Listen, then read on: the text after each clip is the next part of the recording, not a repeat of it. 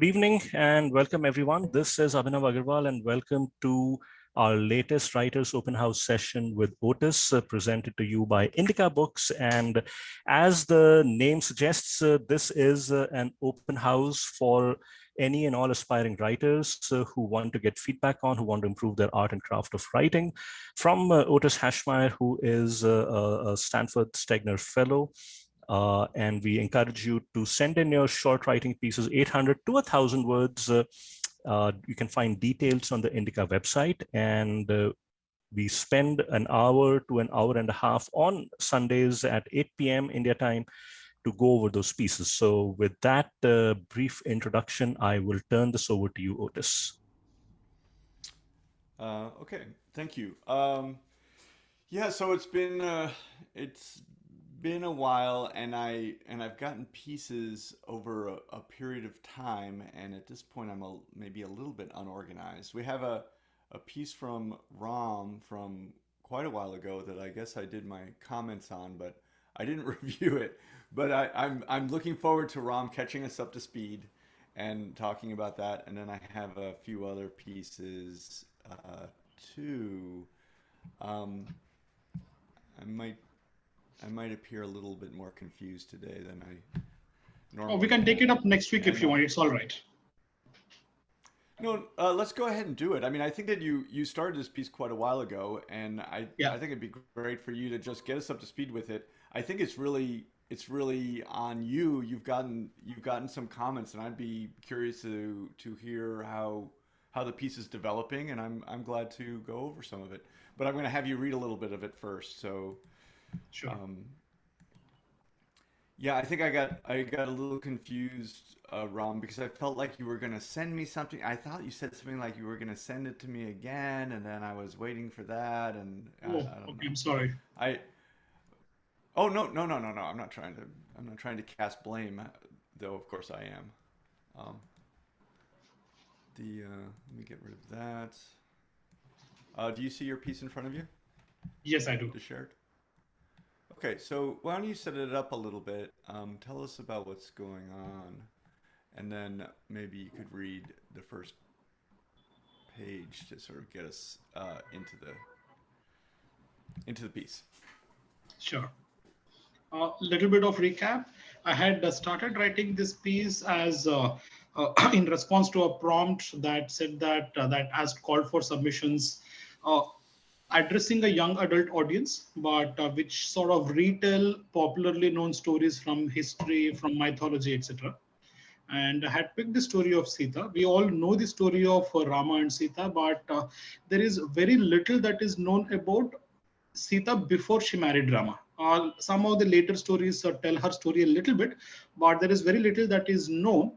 This was my attempt to look at Sita as a person. There is, of course, a lot of divinity, but this was my attempt to look at Sita before she met Rama. How was she? What happened? It was a little bit of a speculative mythological fiction in that sense. So that was my attempt here. The story I had used the envelope structure of a young adult girl who is not very familiar or not very drawn to mythology, and a conversation that she has with her mother, and how her mother says that she ought to be reading mythology, etc. Then there is a conversation that happens, and this young girl, she decides to look up the mythology, and because the mother says that, because the girl is named after Sita, but this girl has the impression that Sita was an all-suffering kind of person, and then she decides to do some research, look up, and then she tries to relate to Sita by writing a story about Sita. And in the past two, three parts, it was the story of Sita developing as a girl who who had divinity put on her, but who wanted to be ordinary. That's how the story developed. Uh, because she is found in a field, and Dasharatha brings her sorry Janaka brings her up, and how there is an aura of divinity around her. She's trying to go away from the divinity, but events push her towards that. In this concluding piece, she meets Rama, and what happens and how they relate to each other, that's what is said here. And the envelope structure is also then brought to a closure in this piece. And remind me a little bit of how they meet. I think there's a bow involved, right? That is correct. That is correct. So Sita is always seen as somebody who is very special because her adoptive parents they don't have any children, and then there is an incident that happens. Little Sita goes and hugs her adoptive mother, and then the mother conceives, and they have a girl child. And that's when and the part of the garden where she plays, it's always flowering. There are more flowers, there are more fruits.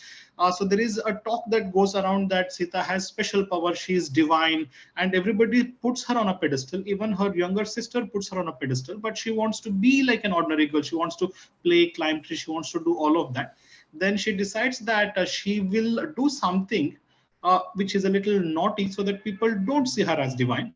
So there's this divine bow that nobody has been able to lift in many centuries, and then she goes and lifts it, and then she hopes that by doing that act she has broken the sacredness of that place, and so she will get scolded, she will get reprimanded. But because nobody has lifted that in centuries, then people start attributing more divinity to her, so her plan sort of backfires. And then her sister or younger sister also sees her almost like a goddess. But then Sita tells Urmila, who is the younger sister, the little sister, that I didn't keep all divinity for myself. 1/4 of it I have given to you, so that at least the sister will bond with her a little bit. That is what we had seen in the previous piece. Okay, great. Can you read this first page to get us into the Yeah, story I'll a do little bit? that. Part 3, The Boy Who Had No Friends. Sita had done the unimaginable, lift Lord Shiva's bow, a feat beyond the abilities of mortals. Therefore, Janaka proclaimed that to be considered fit to marry Sita, the prospective groom had to lift and string Lord Shiva's great bow. The look of sympathy in the eyes of the serving girls told Sita that she was doomed to remain a spinster all her life. Urmila would find a mortal groom, but she would not.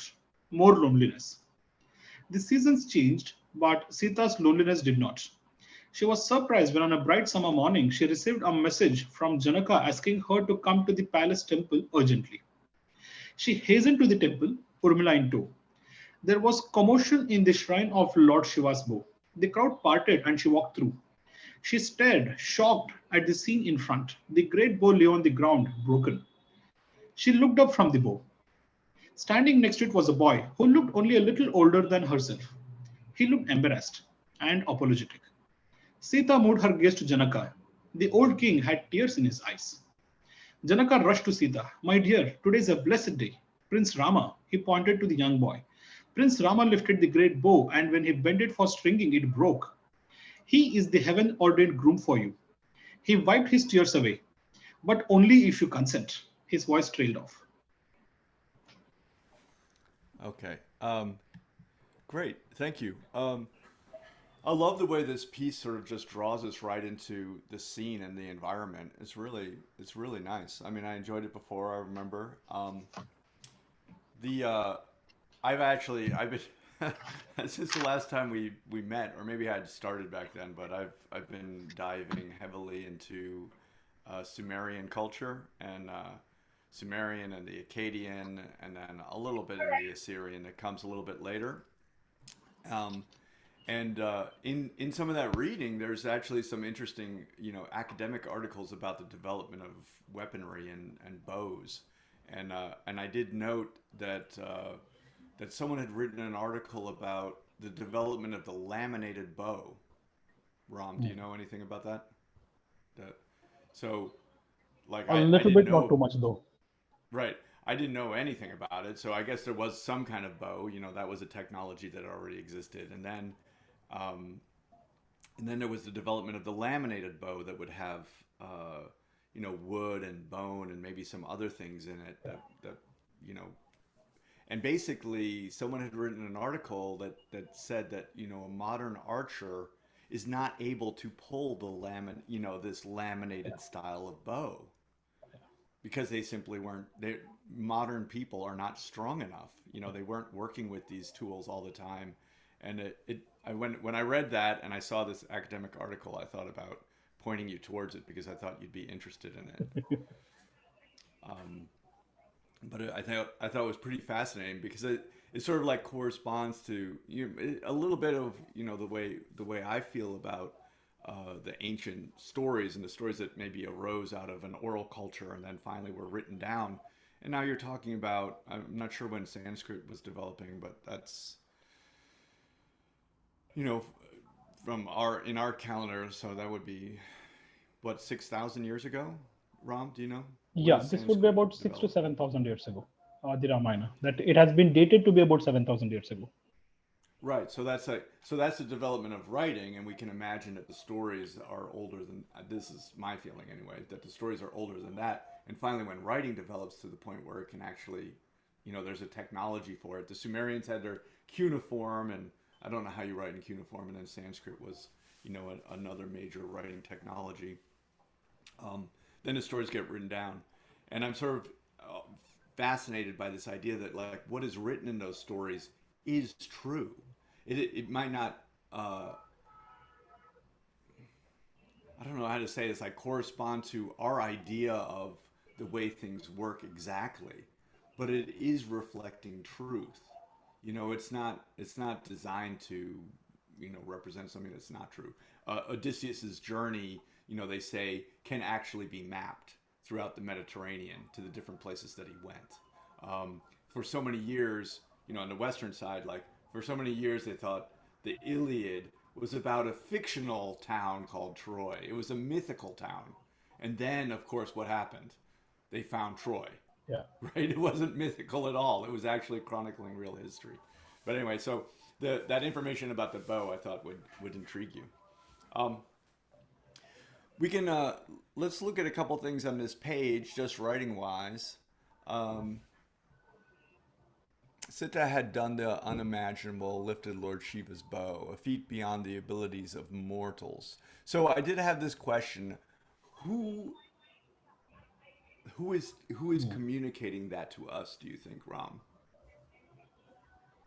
This is the omniscient narrator. Like, right? So, but is this? But the girl who's writing the story Yeah, it's is the girl who is writing writing the this story. part of it. Yeah, it is the girl who is writing the story.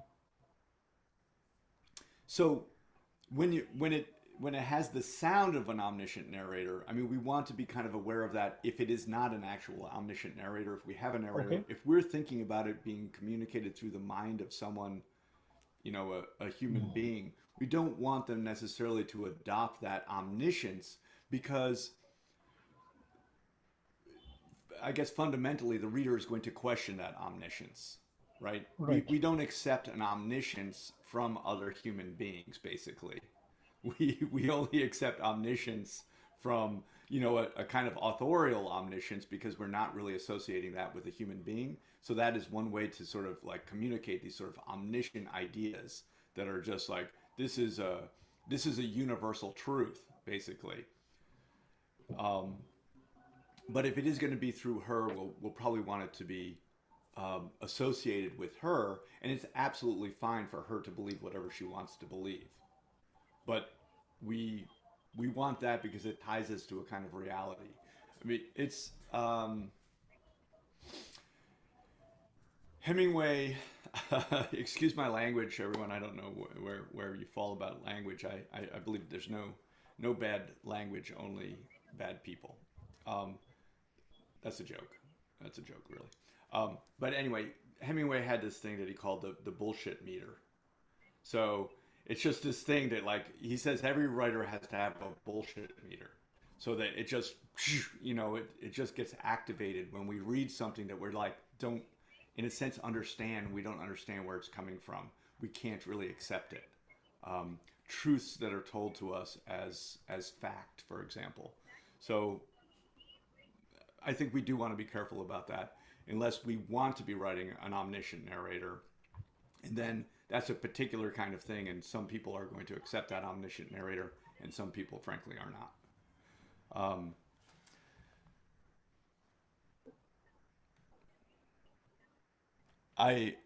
I'm noting here that you're going so fast. I would just want you to slow down. How long do you see this Hmm. piece being? Oh, this is a complete piece. Currently, it's a complete piece, but yeah, I think this can be stretched to probably a novella length, I think. You have to decide if that's something you want to do. So there is Okay. for all of us as writers, we have to decide there's only so much time that we have, in life basically, and how much of it do we want to devote to which stories. We, all storytellers, we have infinite amounts of projects that we want to get involved in, and we have a choice of characters and situations, and we basically have to create a set of priorities. So you could think about that. Maybe it could be a novel length, but maybe it's something that you want to restrict to a short story. 5,000 words is a good kind of cutoff. I wouldn't make it longer than that if you wanted it to be a short story. But I think I'm marking this because you go. I'm thinking about like maybe between the parts. We go from Sita picking up the bow to proclaim that she's fit to marry, and that was a little bit jarring for me, and I think that's why I made this note.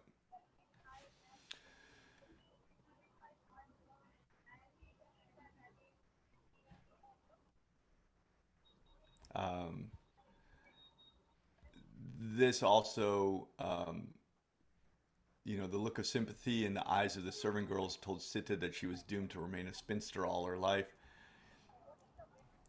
That seems like a pretty big emotion if she actually cares about it, if that's something of concern to her. I don't know what is of concern to her. Basically, I saw her as sort of a pre-adolescent child before this.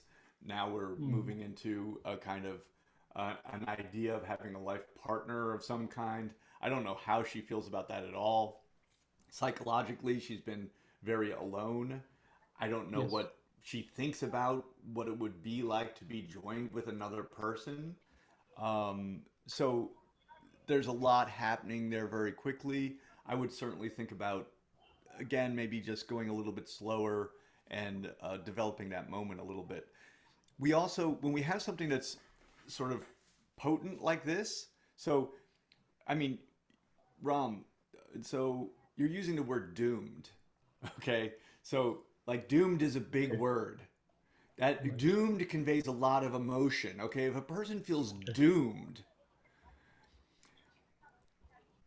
and in this we as writers, we want to be a little bit careful about being hyperbolic. And if we're not being hyperbolic, we want to give the attention to the emotion that it deserves, and even some of the time. So, like, I mean, as easy it is for us to write, she was doomed, right? It's harder for us to imagine a person who feels doomed. Does that make any sense? Right? Like if I'm walking down the street and I was like, someone cast a glance at me and I felt doomed. I mean, that's like a huge emotion. I had an instance the other day. I'd gone to the store and I walked back and my partner Zondi's driving by in the car and I'm like waving and my kids are waving, but she was so frantic about getting into traffic. And then she looked at me and she looked at me like she didn't know who I was. Like I was a shocking person to be there. And I was like, I was really affected by that. I was like, wow, it's not, she didn't look at me like I was doomed, Ram, but she did look at me in a certain way that made me sort of take note. So I'm really laying into this moment because we as writers actually have to remember that using words is really easy, but conveying the reality of what those words mean is extremely difficult. Yeah. So Abhinav. I'm just wondering, Otis, that's an interesting point you make that, the use of the word, she felt, where exactly is it that she felt doomed? I think Right in the top, yeah. Yes, the sympathy, I think this would probably go very well if the tone of the piece was lighter, more, humorous, where there is a level, an extent of exaggeration that you expect in a piece like that. But I suspect that in here, where it's not a humorous piece, right? It's a semi-serious piece of writing. I think the word doom will carry connotations of literality, if that's a word. Well, there's two ways to do it. You want to, yeah, again, it's a little bit that omniscient narration comes in. So when the omniscient narrator is coming in and saying the serving girls told her that she was doomed, that seems so hyperbolic, from an omniscient narrator. However, if it was associated with the girl who's writing the story, she felt that, that's one way to do it. So that's one way to sort like she can feel whatever she wants and she can write in whatever tone she wants and she can even be hyperbolic, right? Um, she might not be though if she was thinking about a young girl who's transitioning to being married with a partner who has absolutely no experience of that at all, right? So she might take that a little bit more seriously. The other way to do it is to just dramatize it. Like I wouldn't take a moment like this and then cast it off. I would say this is um, I would try and figure out a way to have the reader be able to experience it, even if it's just going to be a short scene.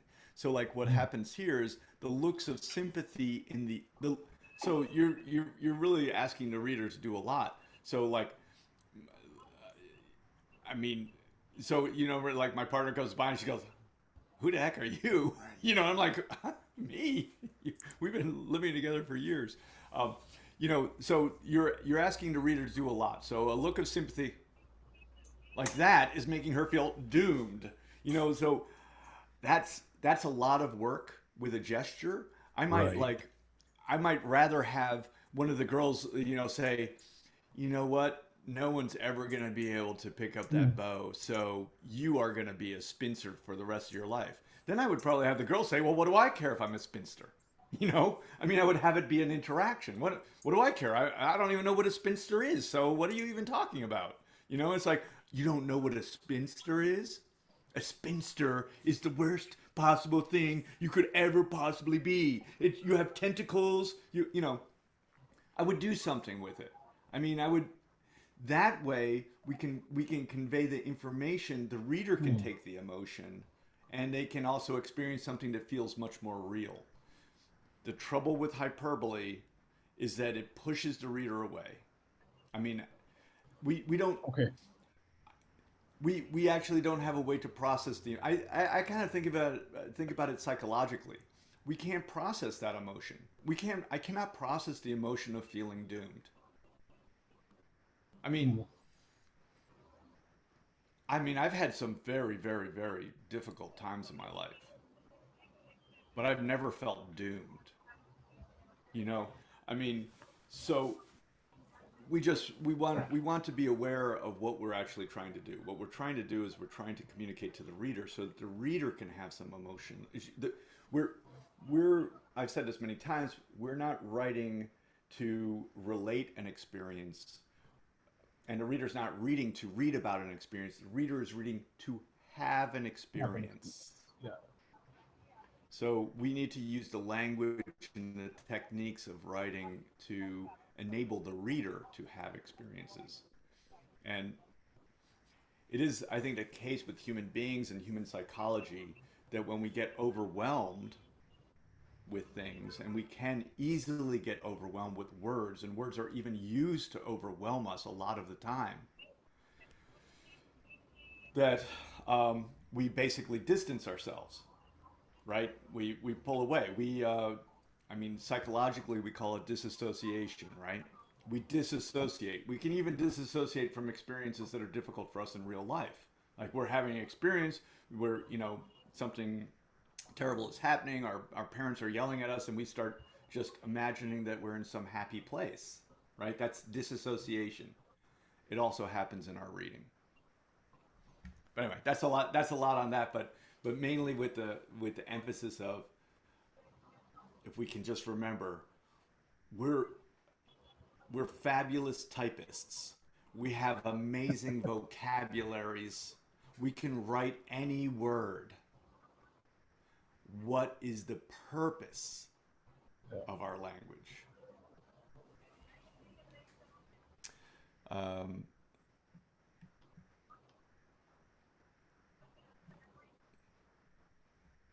yeah, I just mentioned a couple here. It seems to just a little, Sita's Yeah. loneliness did not. I want to be with that a little bit longer. The more specific we can be, the better. We just get into specifics. Let the readers draw conclusions, right?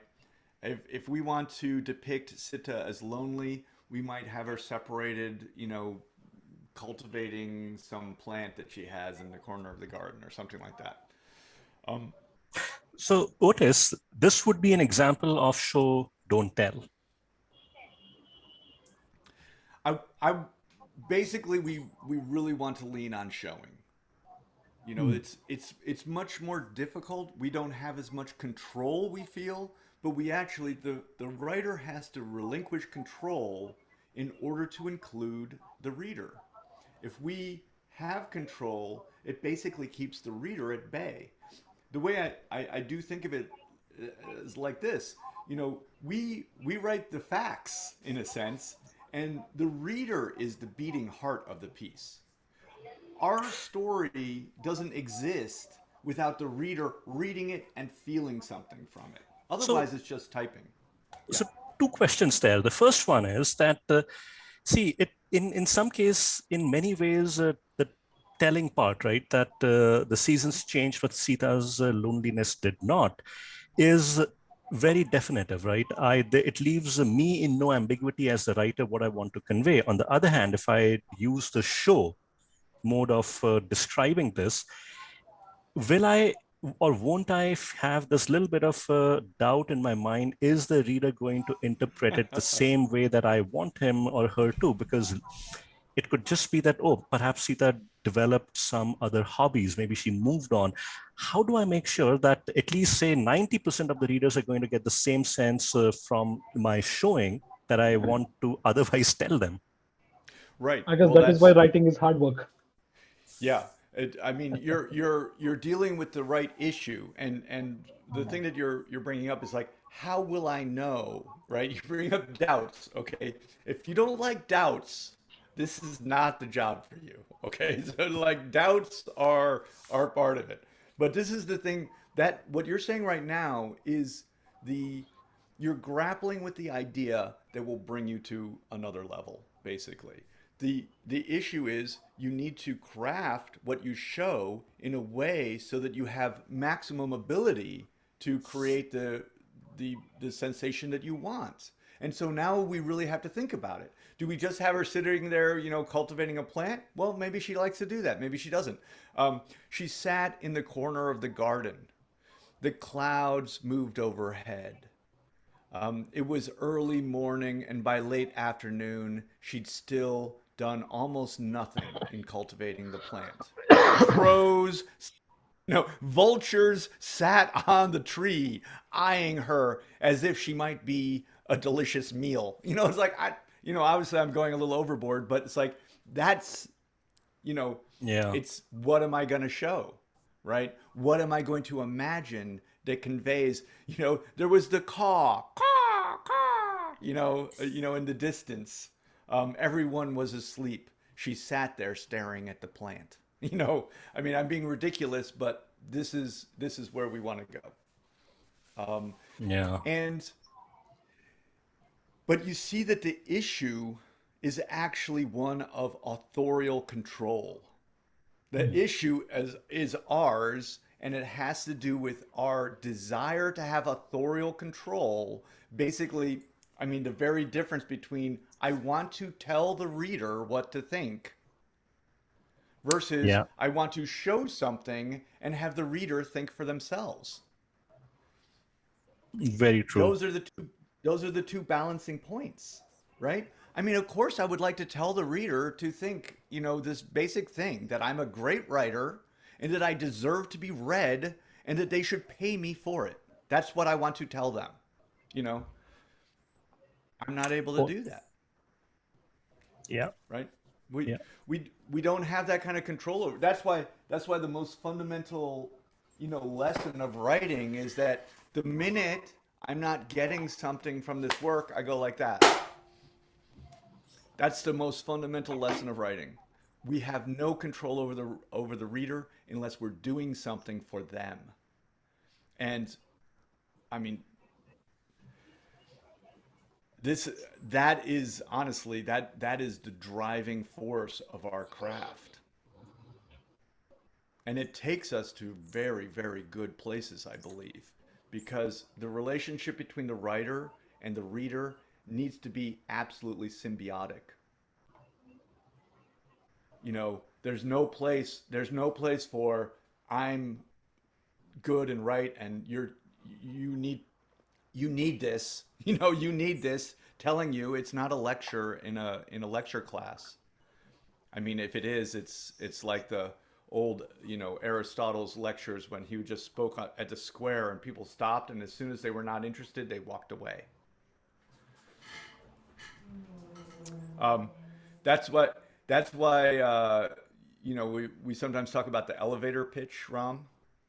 You know, Right. the elevator pitch is you have three, you know, you have 30 seconds to basically tell this producer why your movie script is great. And it's the elevator pitch because they cannot get away for that 30 seconds as you're going up to the third floor mezzanine or whatever it is. As you're going up to the mezzanine, they can't get away. So this is your opportunity because at any other time they can turn away, right? True. Um, but that's the case. They can our reader can turn away from our work at any time.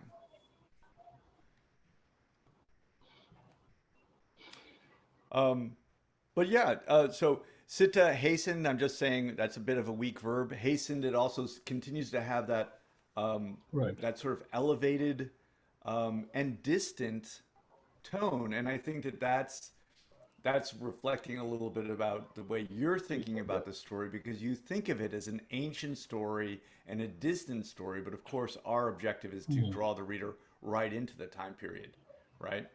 Um, we if you're watching a movie about an ancient time period, you're probably on the dusty plain and there's clashing swords. You're not in a museum, Yeah. right? True.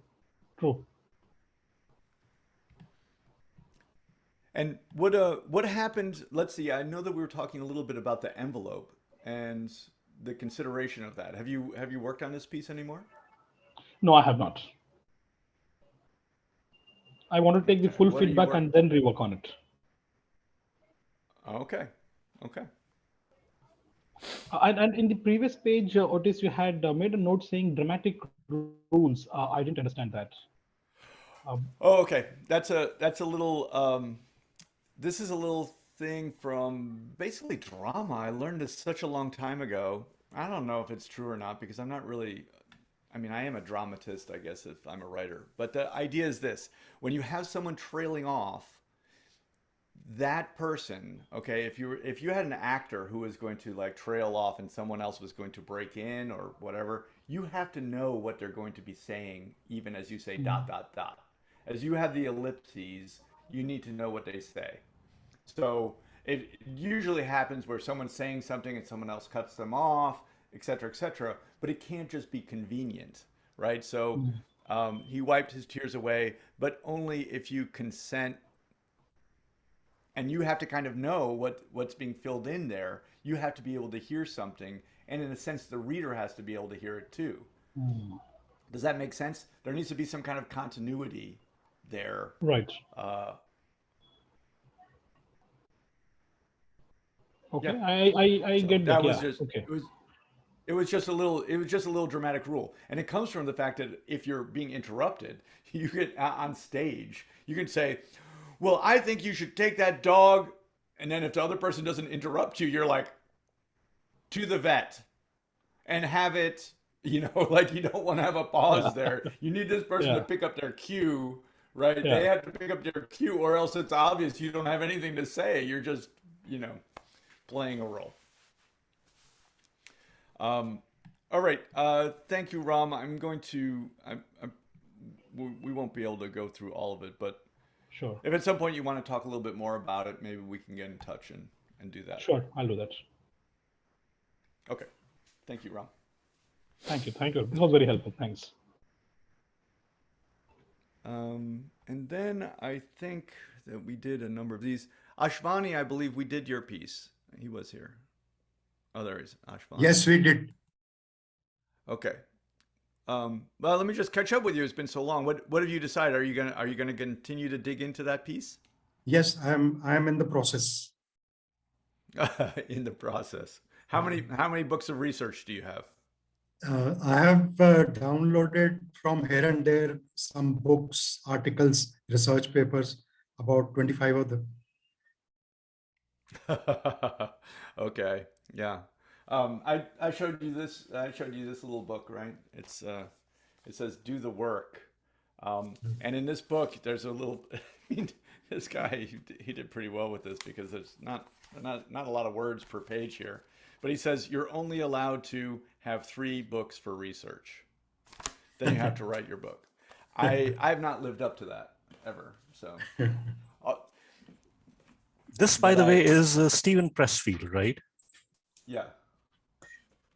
Yeah, you should. I'll strongly encourage people to get his work, his books. The War of Art, I believe, is one of them. It's very, very good. I think I've just finished this one a couple of months back, and then Did you say the War of Art?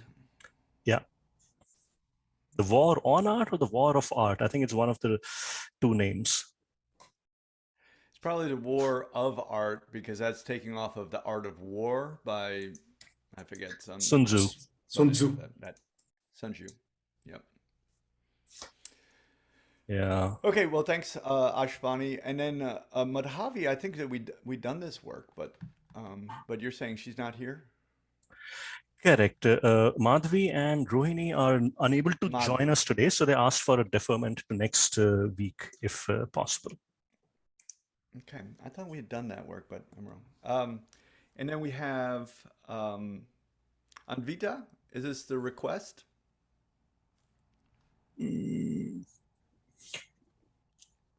Yeah, I think so.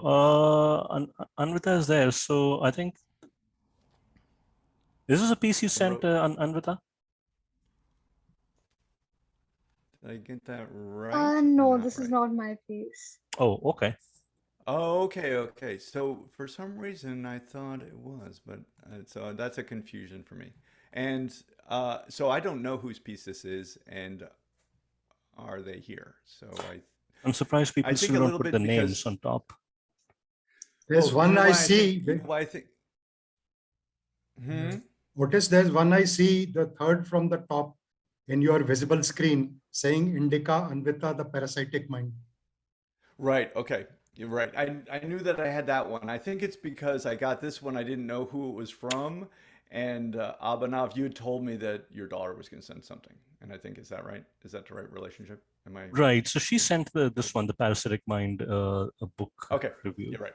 Okay. We will. I'm going to work my way up to that one. So this is Rohini. So this is to be here. deferred, correct? And I think this is Jay's piece.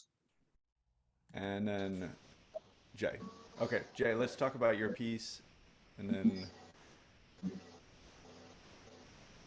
Jay, you're in San Francisco. I'm not sure if I'm visible and audible. You're not yeah, I can hear you. It's a little bit shaky. Okay. Okay. How are you doing? Are you safe? Have you moved? What's No, what's your story? I'm still here in Belarus, and yeah, things are fine as of now. So It must be a little bit wild, huh? yes and no. So it's a mixed game here. Things are moving, and it's somewhere between as good as you would hope it to be and as bad as you fear it is. Oh my God. So, Oh, that's okay. Tell us a little bit about this piece, and I'll have you read some of it. okay, so this piece was primarily the idea was to have a sort of just an incident that happens, a regular thing that happens, but how that evolves to a dialogue between the husband and a wife. Right. Okay. Let's. There's a lot of really nice parts of this. I think I'll just have you read the beginning here. That would be great. Okay. This first page. Ma! Yashoda followed the sound of her son's voice and found him in the bathroom. Sham, your wine is giving the pressure cooker an inferiority. She stopped mid-sentence. Sham stood there with his left hand covering his mouth. He was a minute away from crying. Yashoda knelt down to level with his face. Sham, what happened? Sham stood on his toes to rise above the wash basin and pointed to the depths of the white ceramic bowl. Yashoda followed his finger. Her eyes widened at the sight of a thin streak of blood inching towards the drain. At the center of the drain sat a crimson tooth, too big to readily fall through the holes of the drain plate, but too small to stay there forever. Yashoda turned towards Sham with a smile. He continued to stare at the tooth with eyes that were welling up fast. Look who's lost a tooth today. There, nothing has happened. She cut him short as he seemed about to start crying again. Yashoda did not want that. Not in the morning when she had patients lined up at the hospital.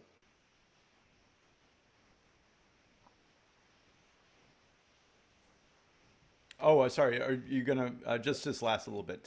Do you Should see I that? continue? Yeah. I don't Just see Mark. just the end of the page. She hoisted him up onto her hip and with her free hand picked up the tooth. Nanda, she threw her voice to a distance. Sham looked out at the corridor outside the bathroom and back at his mother. Yashoda sighed and sat him firmly on her hip. You see what this is, Sham? It's your incisor. What is it? Incisor, said Sham, sniffing. Yashoda knew his speech would be slurry. The swelling in the gums would last a few hours at least. Okay, great. Thank you. So my feeling on this story, Jay, actually, I mean, in terms of some of the things that you've written, I think that the quality is really good in this piece. I think the writing is really good. So, Thank you. do you do you have a family? You have a young child? No, I'm single.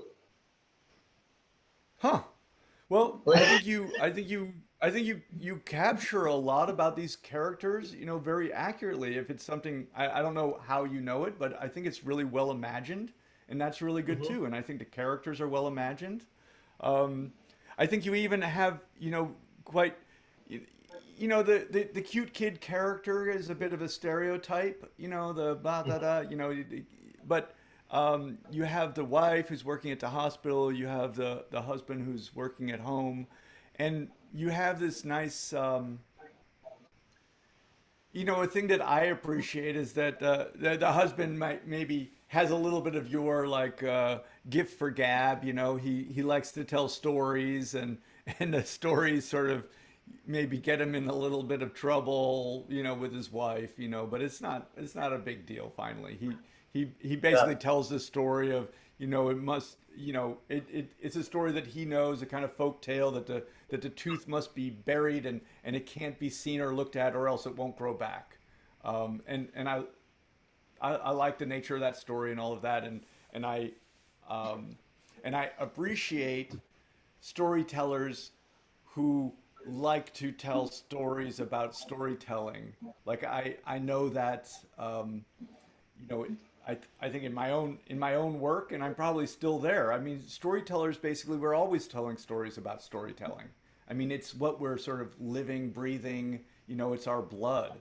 And so I appreciate that. The things, you get to have one of the harshest criticisms that I have, though, Jay. So all that is good is here weighing on one side, and then on the other is this criticism. It sounds harsher. It does sound harsh, I have to admit. It does sound harsh. But it is the thing that actually will elevate your work. I mean, it's the hardest thing for us to deal with. I mean, handling, I would say that you're not exactly handling a centralized point of view in this story. I don't know whose story it is. And that sort of combines with, that does combine with the issue of why do I care, right?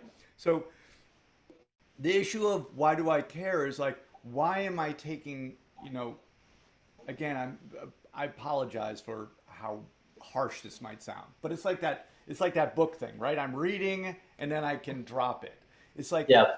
what that what that means is, what am I getting from this story? Hmm. The reader is reading not to read about the experience of this kid, no matter how cute he is, right? Or this family, no matter how much we like them. They are reading for something for themselves.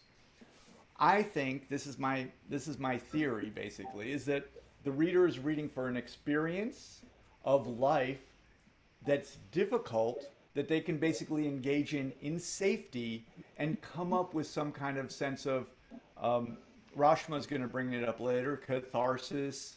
They get something from it. They they understand a path.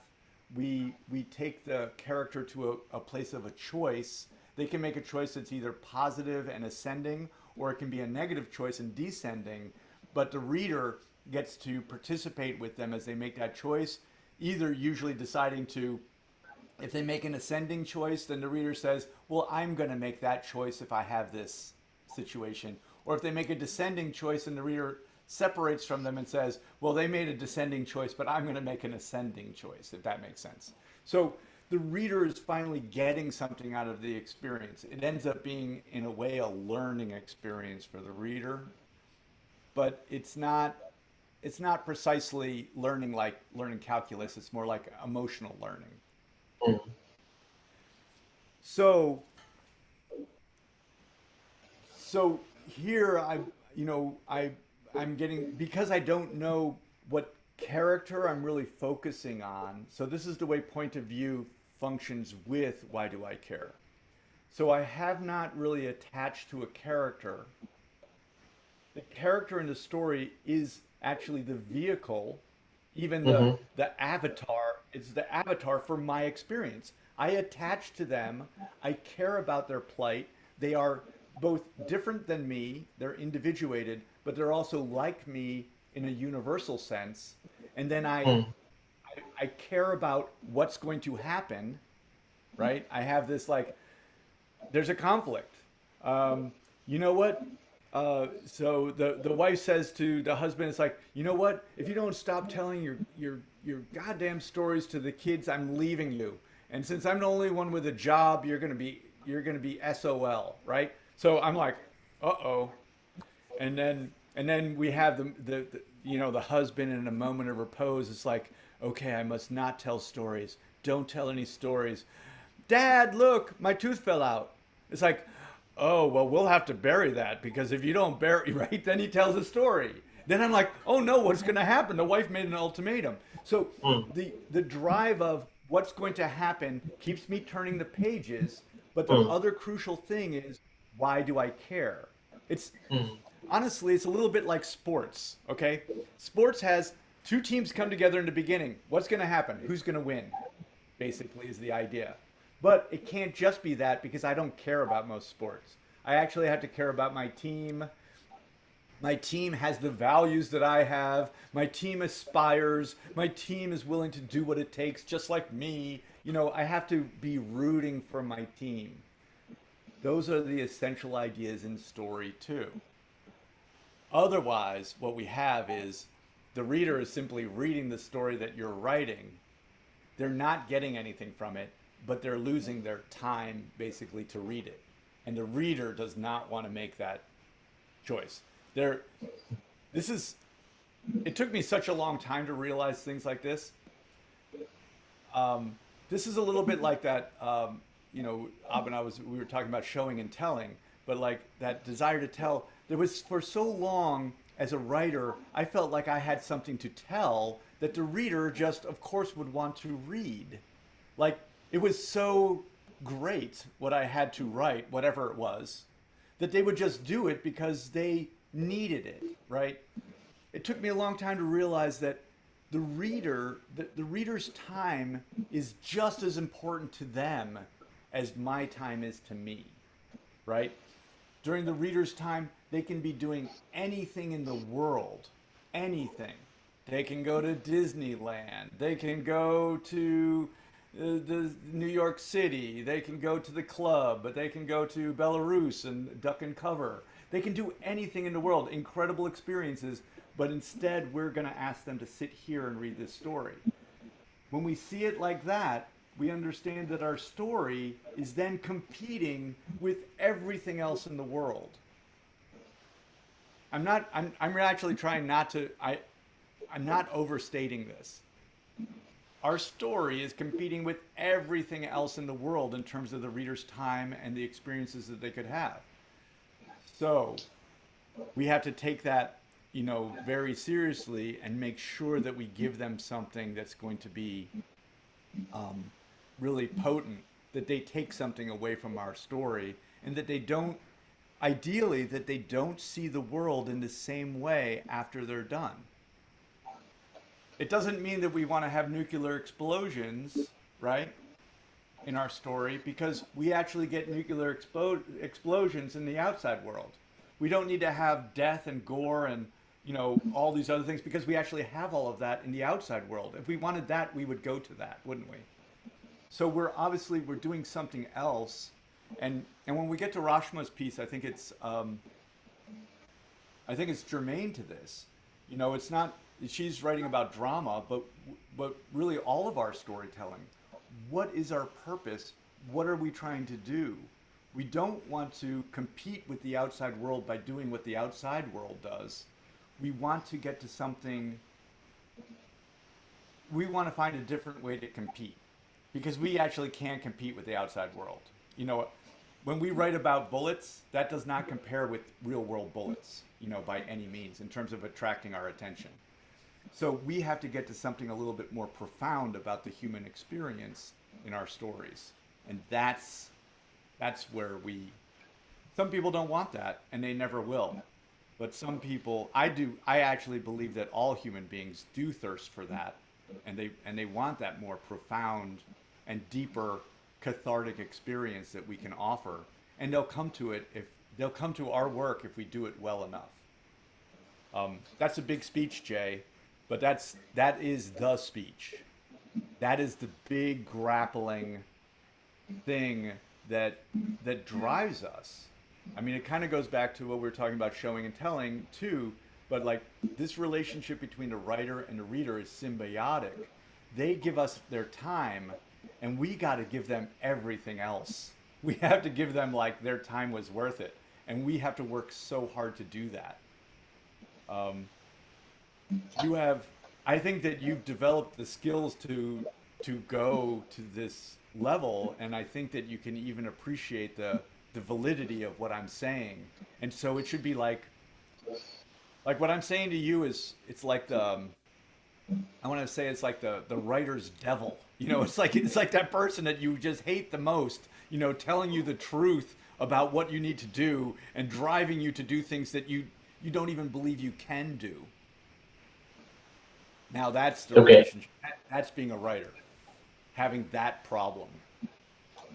But this is a wonderfully written piece. Your writing is getting very crisp, very clean. You're moving around your point of view, which disables me from being able to attach to a single character, which is something that's really necessary, particularly in a work that's so short. If you wrote a novel of 900 pages and you had 3 different point of view characters, that would be okay. But in a short work, to move between all the points of view, make it so that I'm basically just watching a bunch of people rather than being a person. That's what you want. You want the reader to be the person, go on the journey, the emotional roller coaster ride. You slap the reader around, you make them feel this, you pull them up here, you pull them there, and then at the end you go boom. Here's the moment of choice, the moment of decision. What's it going to be? And the reader is prepared for it. Okay. I sometimes think of it, it's a little bit like a boxing match, The beginning is like ringing the bell. It's like, uh-oh. Then you have 8 rounds of, the protagonist and the antagonist just duking it out. And then at the end, you have that knockout, right? The knockout blow that really changes the reader and makes them see things differently. That's what you're tasked to do now. It's not easy. That's very, very hard. Once you get to this level, it can seem very hard. I do want to say something important. it can seem to be very difficult, but also it isn't. Create a conflict in the beginning, make the reader wonder what's going to happen. Have a character who's having that experience be both unique, but also have a universal, you know, what they want is basically universal. It's something that I can identify with. So so the reader can identify with this person, but also perceive them as unique. You don't want this person to be generic, because then it can seem as if they are me. And I don't actually want to be the character. I want to travel with the character in safety. You know, in Okay. my armchair, I want to read about the experience, this emotional experience, so that I'm involved. You know, just like my sport team. I want to be involved with my sport team, but I don't want to go out there, you know, or let my boxer, right?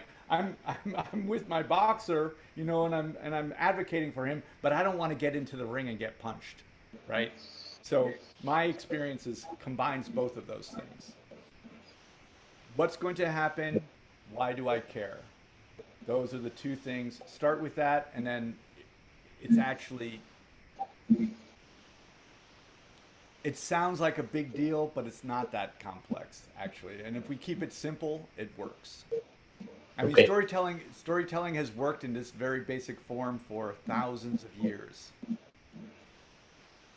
So we're part of a long history. Hmm. Okay. Okay, that's my speech. Thank you. Um, Jay, what are you working on? Are you working on short pieces? Are you writing something now?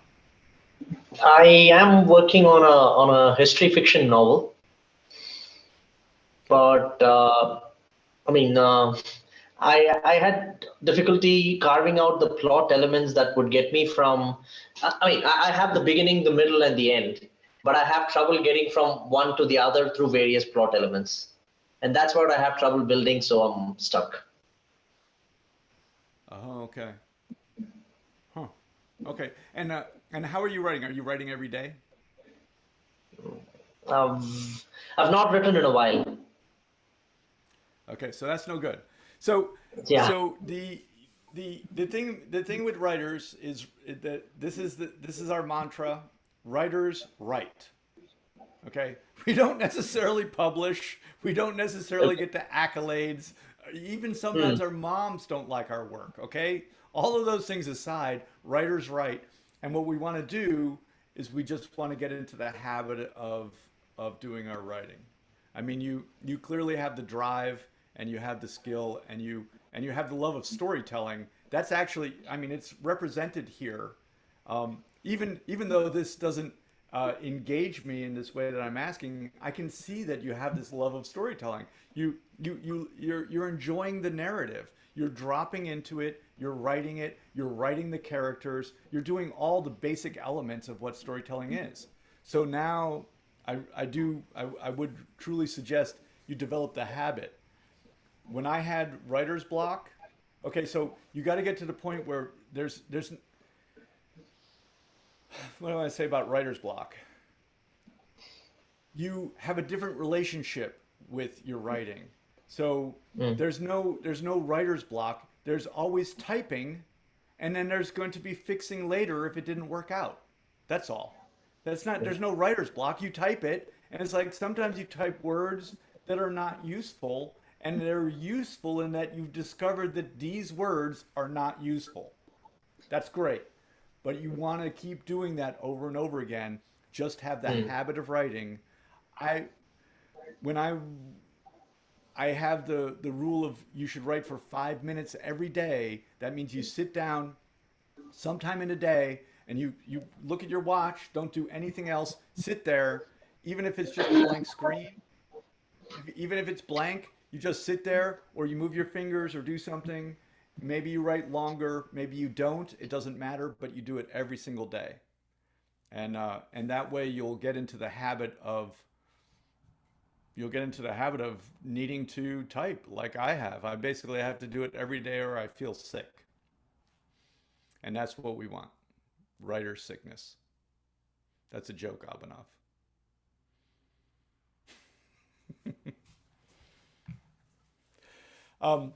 Amvita, let's look at this piece.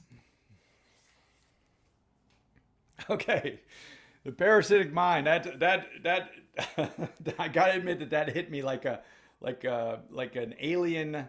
I had fears of aliens, alien abduction. Did you ever see Aliens with Sigourney Weaver? I think you're probably too young, but Of No. course. I Abhinav, well, I have, and it's great. The movie's just great. yeah, it is great, but it's like I think it's like so deeply, into my consciousness, right, about what it is to have a parasite. There's I think actually, Amvita, you probably have seen. I think since that movie, there's been many depictions of that, that situation, because it was so effective to be basically infected with a parasite that's using you for its gestation period before it emerges. Ugh. Okay. Amvita, tell us a little bit about this piece. It's a review of a book. So actually for my school project, I had to read a book and review it. And I decided to pick a non-fiction book because, well, it would expand my horizons. And second, it would be a challenge. It would force me to read something that I don't generally read and write something I don't generally write. So I picked this book, my father recommended it.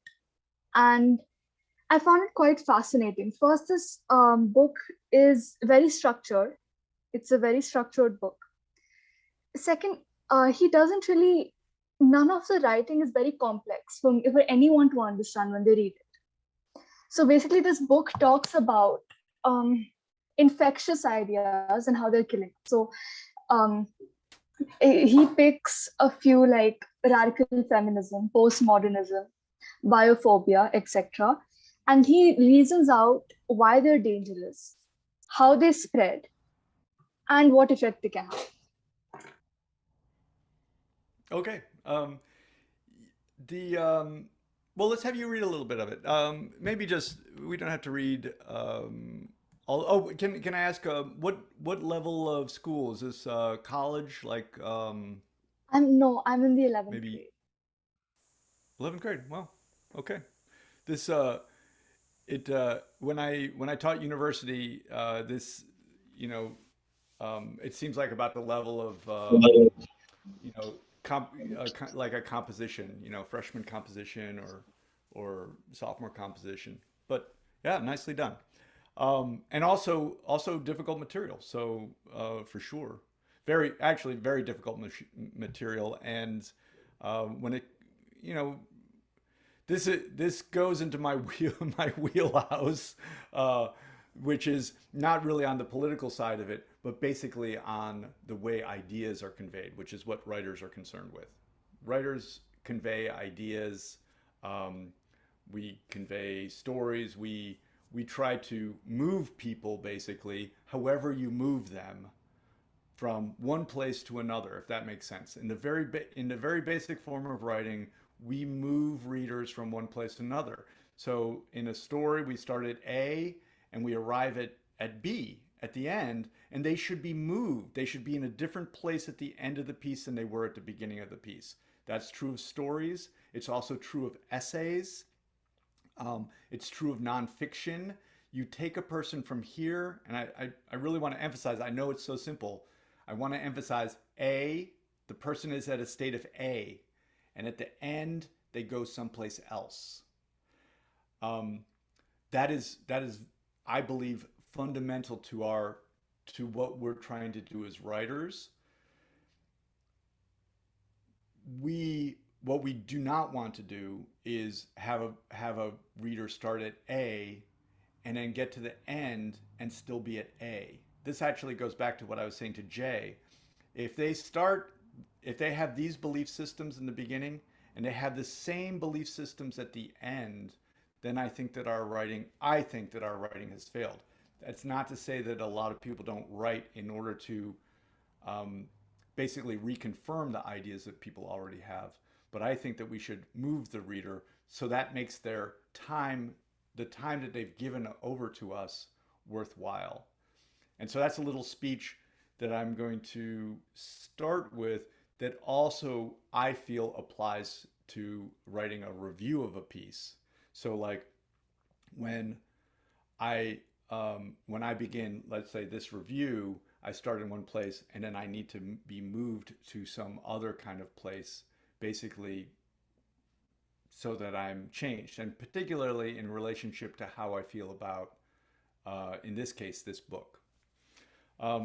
Let's have you, do you see some of the topics covered in this book is at the end? Can you read these first two paragraphs for us? Sure. Okay.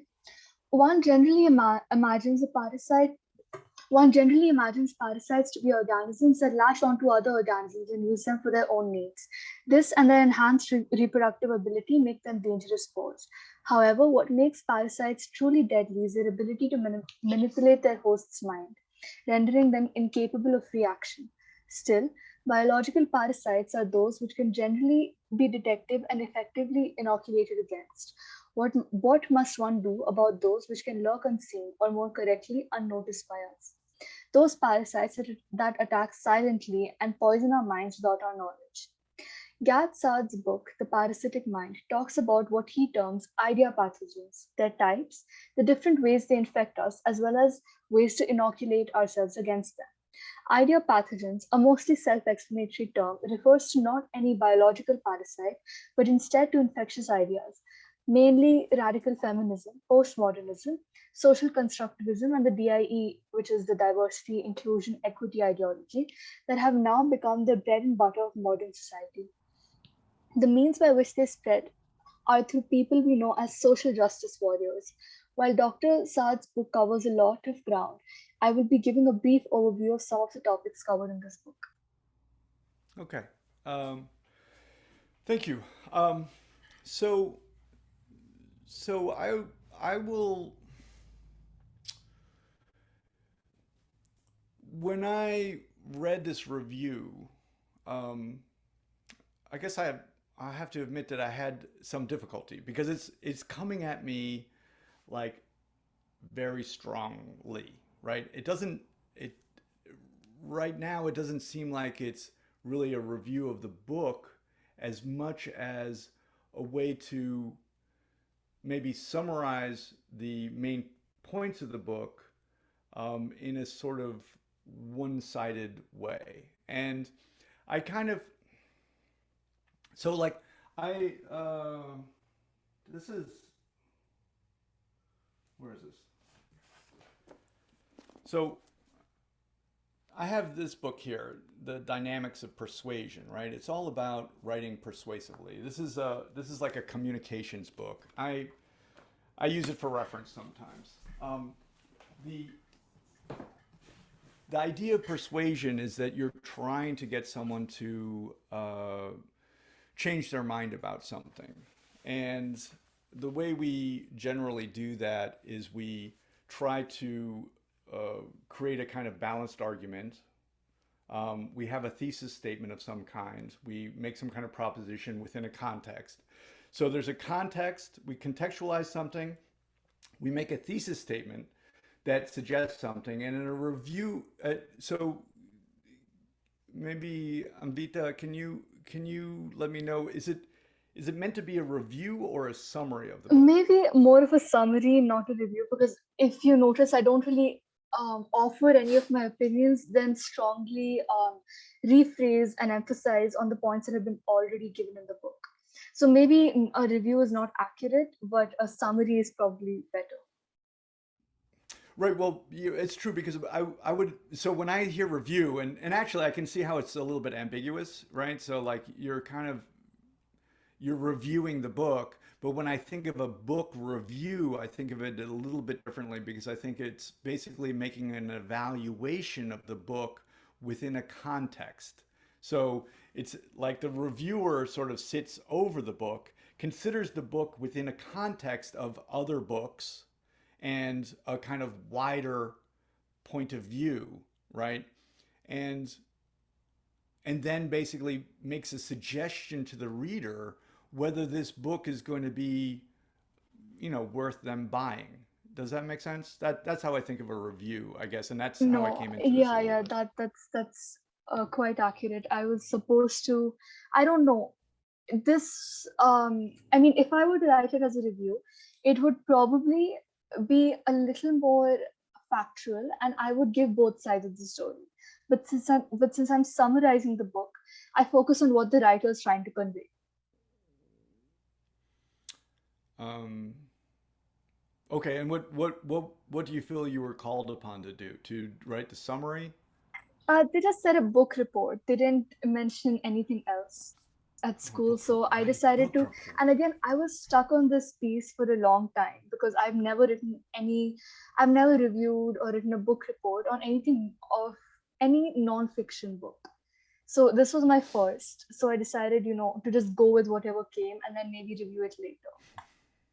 Okay. Well, I think it's always a good proposition to get something written down on the paper, because once we have it written down, I mean, this is what I was saying to Jay, right? Every day, once it's written, then we can start to work with it. Have you already handed this in? Yeah, long back. I handed it Okay. in Yeah. back Yeah. a Yeah. month Yeah. ago. Um, so I mean, in some ways, our discussion is moot. Probably, you're not working on this book unless you did want to submit it as a review. I mean, you could transform this into a I review could, I could, I and then probably submit could. it. Well, I think that the first thing we need to do is like more largely contextualize the book. So what happens here, and you can even see like visually, we have the parasitic mind. Okay, so oh, this is a little bit why I brought up this persuasion. So one of the ways that we persuade people is that we basically we scare them. So we scare people, and usually we have a kind of balance, it seems to me, between scaring them and then offering them some hope, right? This is the action that they're supposed to take.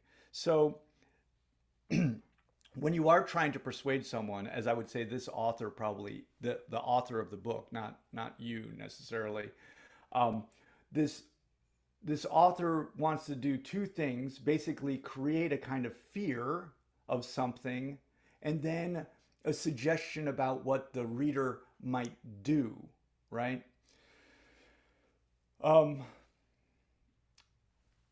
we want to that's an agenda of a certain kind, and that agenda is exists in the world in relationship to some counter agenda. So those two agendas would be the context, because this person is arguing for one side, it seems like, and other people on the other side, let's say the I want to say, where's the radical feminists, the postmodernists, the diversity, inclusion, equity ideologists, right? They're sort of on the other side.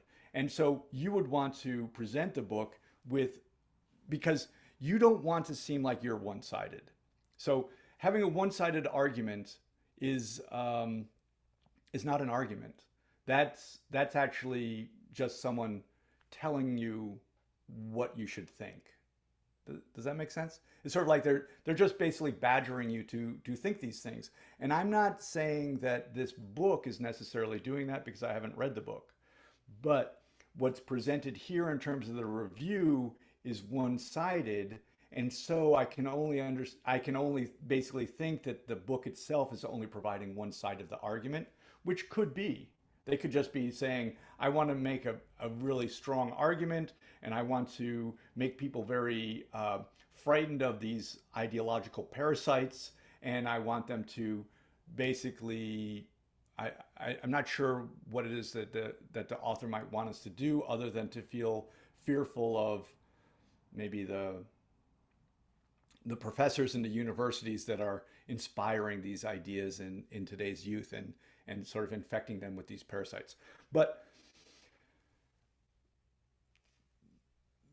the idea a little bit for me is one of kind of, I guess I would describe it as kind of fear mongering.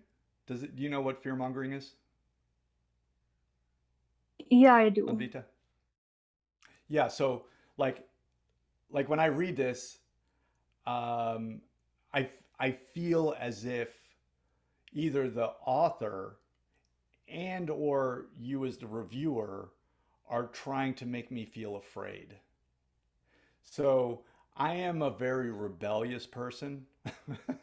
I'm a very rebellious person.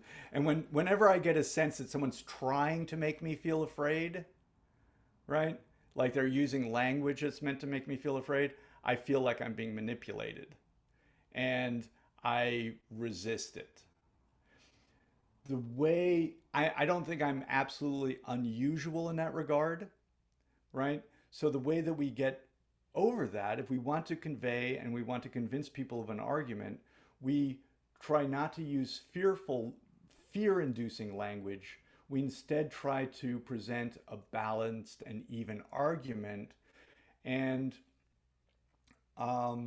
in that, we want to present as well as we can a we want to as well as we can deeply investigate both sides. We don't want to have just one side basically being presented and the other side being a straw man argument. Anvita, do you talk about a straw man argument at all? Not really. This is just a book report, so I didn't really go into my opinion or what the author is trying to do. More on covering just the main topics of the book. So, what were the few points the author is strongly trying to make?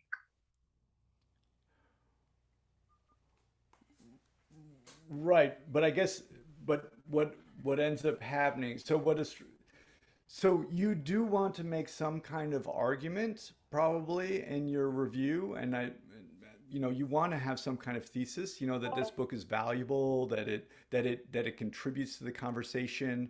You want to go about saying something because that's going to be essential to how you're going to review it. If it can seem to me here that I mean, again, I don't have the actual book, so I don't know what the book is doing. But like, let's say the book creates a one-sided argument, which is my impression from reading this review. And my personal evaluation is that if the book is only one-sided, that it is not an effective book, because that would not engage me, because I'm not interested in I'm not interested in being told what to think about things. I'm interested in learning things and evaluating for myself. But right now, it seems as if the book is one-sided and that you then just present that one-sided view. And that is, that is propagating the ideas that the author is already presenting. So it is a kind of propagation. It's simply he has these ideas and he's using basically our fear of parasites, our fear of peril, our fear of something taking us over and abusing and controlling us, and it's basically presenting those ideas again, and that's just being passed on to me as I read it.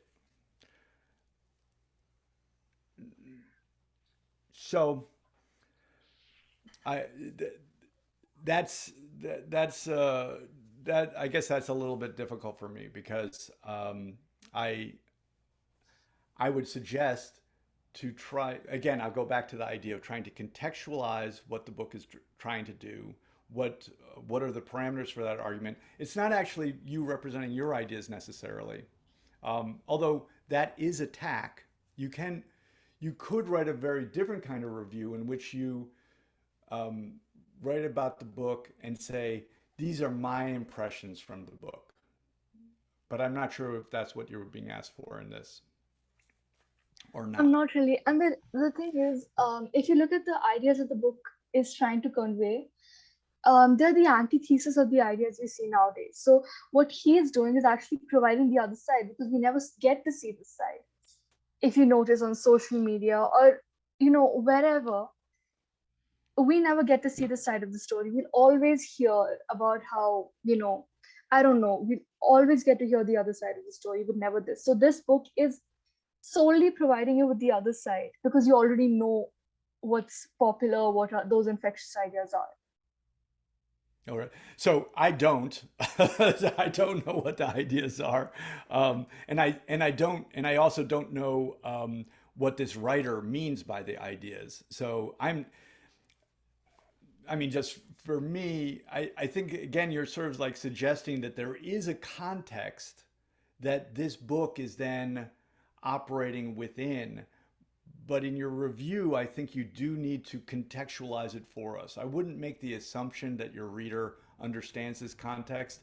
I mean, I might be a little bit unusual. I probably am because don't, I am working on my book.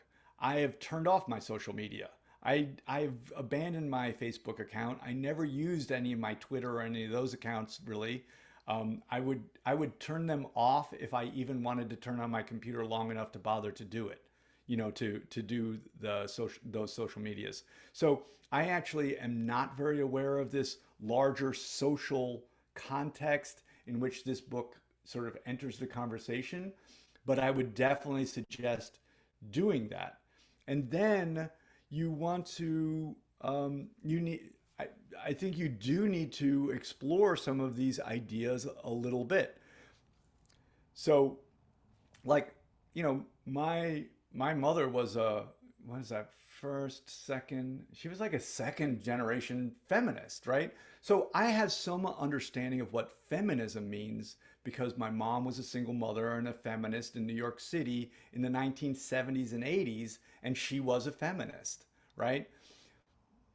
But I don't think that my mother's idea of feminism corresponds to what this book Yeah, is talking about when it talks about feminism, feminism. It's feminism and yeah, radical feminism are two different things. Where radical feminism is an extreme form of feminism, where you're kind of you're putting all the blame on the male section of society, right? It's different from feminism, where we're fighting for equal rights. It's different.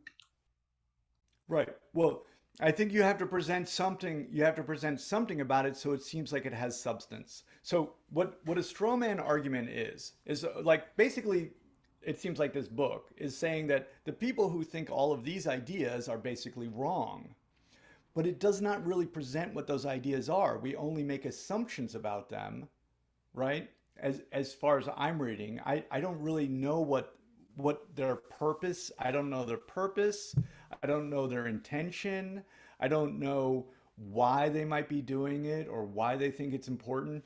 But one thing I do know is that human beings, I think I know this, but human beings in general, we're not stupid.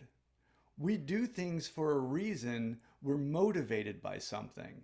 We actually want something, and when we try to understand our motivations, usually our motivations are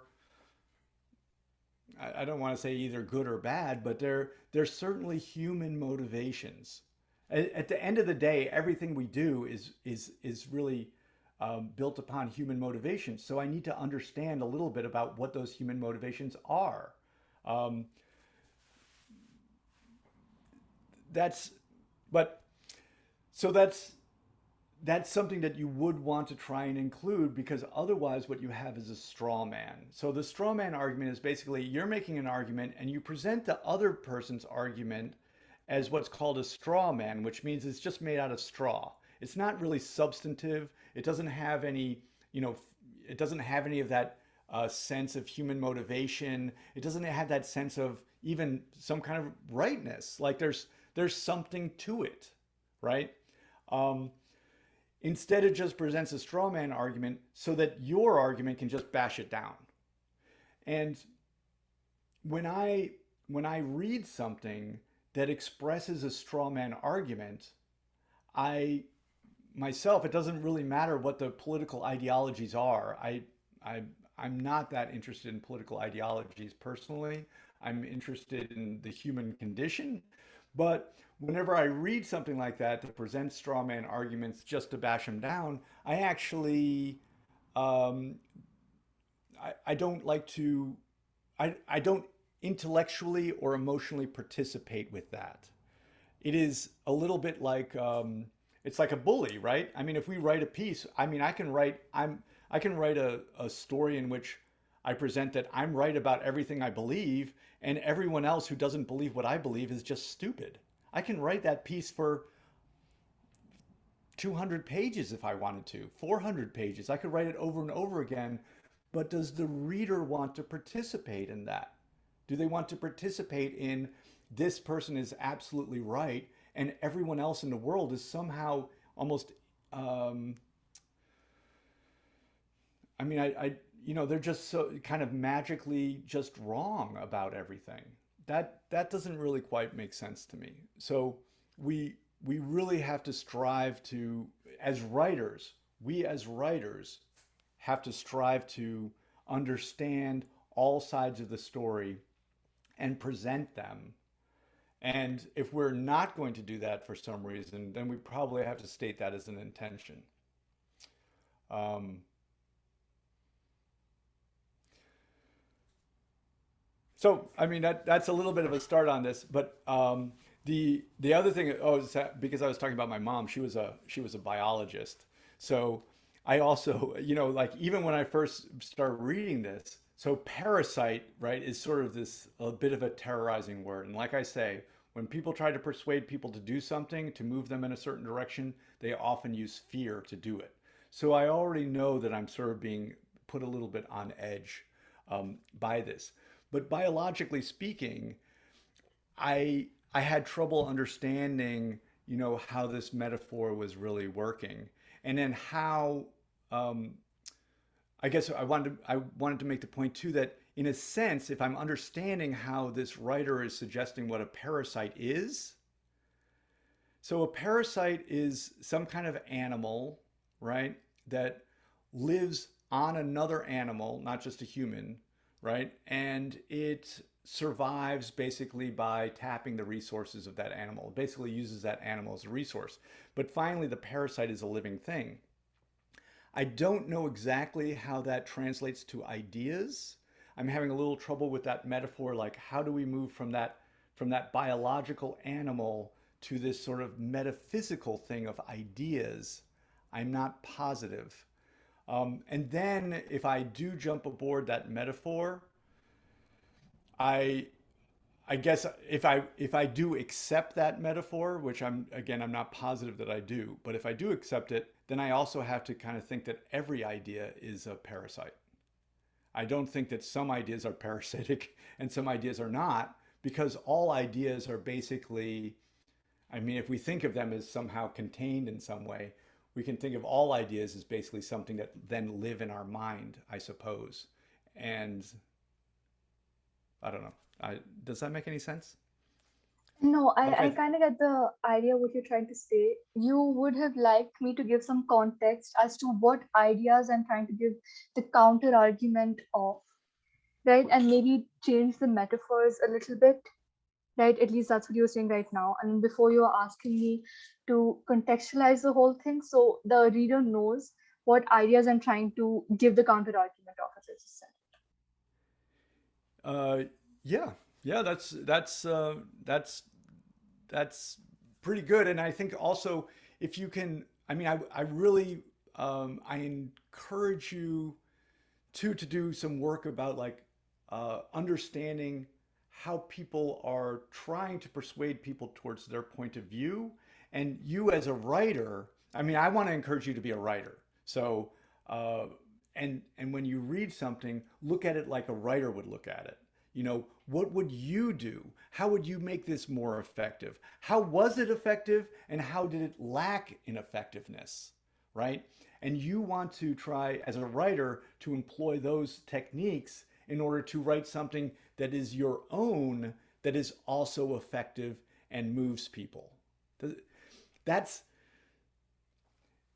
you want your review to finally also bring someone from point A to point B in some kind of way. You want to make some kind of proposal and you want to bring your reader to some kind of new ground. Even if that new ground is, you know, in social media, we hear a lot about these ideas which make sense and they are potent. we very seldom hear them critiqued in this way. I believe that this critique is valuable for the culture, and we need to have these conversations moving forward. Even something like that. So it's like we feel like we are arriving someplace. But yeah, I think that this is a great start, and um, I appreciate the passion here, and these are powerful ideas, and I can see that you care about them. Thank you, Otis. When I rewrite this or in my next review, I'll make sure to learn a little more about persuasive writing, how to write it a little more persuasively and a little more unattached. Like, I shouldn't be unattached. I mean, I should write it standing back, so I'm give a fair view of it. Well, there's a wonderful effect to be created by basically presenting a context, because when you present the context, you show that you understand the context, right? I mean, when you write it, then you're just like, this person may be writing with a sense, the context for this writer of this book, the context for that is the bookstore in a sense. It is media in total. They're adding their book to that context. But when you review this book and you take it out of that context and put it here in your work, contextualizing it shows that you understand the context, but then definitely try and write a thesis which says that you're going to make some kind of argument. You're going to be moving towards something. It's a promise to the reader that you're going somewhere. And then we want to find out whether you get there or not, basically. And then I think it can be very effective, particularly when you're a young writer, to be honest about that and include yourself and your own perspectives in it. It's very powerful to say, I don't know everything about these ideas, but I found this argument compelling. There's nothing wrong with writing that, I think. And if you have a teacher that says there is something wrong with it, then I guess, have them send me an email. That was a joke. Thank you for the feedback, Otis. Thank you for submitting it. I appreciate that. And then I think Rashma. Right. And how are we doing for time? Rashma. Right. Hi. Right. How is this piece working for you? You seem to be. I feel like you're really getting into the woods now. Right. I think I've kind of collected a lot of things right now, and then I finished writing it. I finished the arguments and the conclusion too. So, but then of course I'll be re-looking at it, and there's a lot more that I feel I could do with it. But then there's only so much time that I want to give to it. I just realized I'm like horrified. I submitted it, first draft was 5th March. Or 1 month. 1 month I've been writing this. That's like already a shocker for me when I look at it on your screen. So no, Rashma, you are reminding me of myself in so many ways. Like, once I start going into the rabbit hole, and I personally, I use writing to figure things out. Right. I use it as a tool basically to, who knows what I think? I have no idea what I think, Right. but I type something and then I look at it and I say, oh, that's what I've typed. And now what can I do with that? And I take it back here and I push it back and forth. And I do use, but importantly, I get to a point where I use my writing as an organizational tool, a kind of crucible, that we've discussed many times, even if it's the crucible of framing a protagonist and antagonist, or the crucible of basically, as we were just talking about that other piece, presenting two sides of the argument. Right. That is also, that's like the protagonist and antagonist. We can't just have a protagonist on one side. So and I do think I do reduce down to what I said to Jay. It doesn't matter what our writing is. We need to create two things: what's going to happen, and why do I care? Right. Okay, so I mean, if we don't have those, then the people who are reading our work are doing it for their own motivations, right? Right. The key to storytelling is that we basically get any reader because we get them involved in the frame.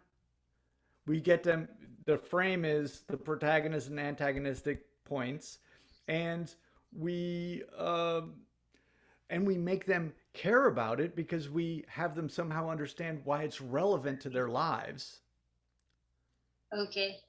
And that is the drive of getting basically anybody to read your work, not just Not just someone who wants to read yeah. about theater and Aristotle and all of that, not just someone who wants to read your ideas.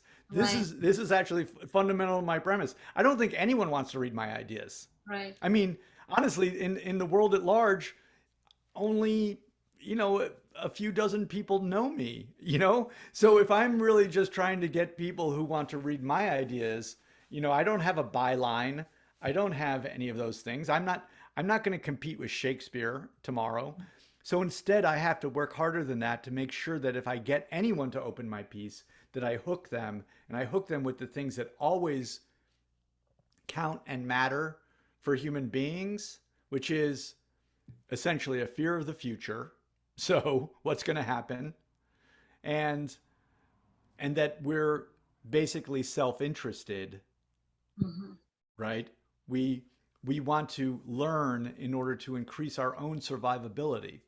So I would I would suggest that. And actually, so if we take that, that's my little core story platform, and then we translate it into an essay, then we get something like contextualize, you know, Right. uh, contextualize and then thesis. So the context, it seems to me, and this is where I think you've done enough research for sure. What you need to do is to simplify what Right. you're going to say, and you want to, right?